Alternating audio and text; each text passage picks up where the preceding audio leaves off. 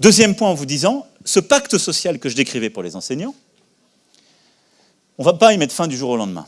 Donc, on va se donner du temps, comme pour d'ailleurs certaines professions médicales que j'évoquais, et pour les policiers, pour les gendarmes, on doit se donner du temps parce qu'on doit repenser la carrière. Moi, ce que je veux qu'on fasse, sur 5-10 ans, là aussi, ce n'est pas quelque chose qui se fait en 6 mois. Hein. Si je revalorisais, comme je veux le faire, l'ensemble des enseignants, quand on parle de l'éducation nationale dans notre pays, on parle d'1 million de fonctionnaires. C'est le premier employeur du pays. Si je voulais revaloriser comme c'est 10 milliards. On ne peut pas mettre 10 milliards demain. C'est vos impôts, hein, ou c'est le déficit, c'est la dette pour nos enfants. Donc, c'est investir sur notre éducation, il faut repenser la carrière. Ça veut dire qu'il faut qu'on arrive à ce que la carrière progresse davantage. Qu'on ait un vrai dialogue avec l'ensemble des enseignants et leurs représentants. Il faut dire comment on fait mieux progresser la carrière, comment on paye mieux, comment du coup, parce qu'on paye mieux, peut-être on change aussi le temps de travail et la relation au travail.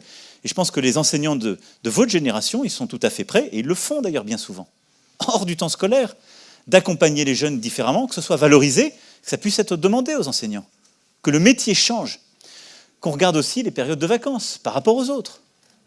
Et puis qu'on pense sa carrière en valorisant beaucoup plus qu'on ne le fait aujourd'hui les périodes d'encadrement.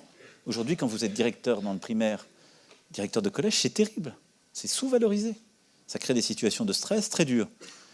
Bon. Et donc, peut-être qu'on valorise mieux cela.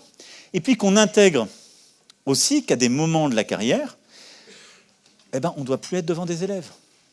Parce que si on dit tous on doit travailler un peu plus longtemps, je suis désolé, mais il se trouve que je connais bien votre métier. J'ai une grand-mère qui m'a élevé, qui a passé sa vie dedans, et j'ai une épouse qui a fait votre métier.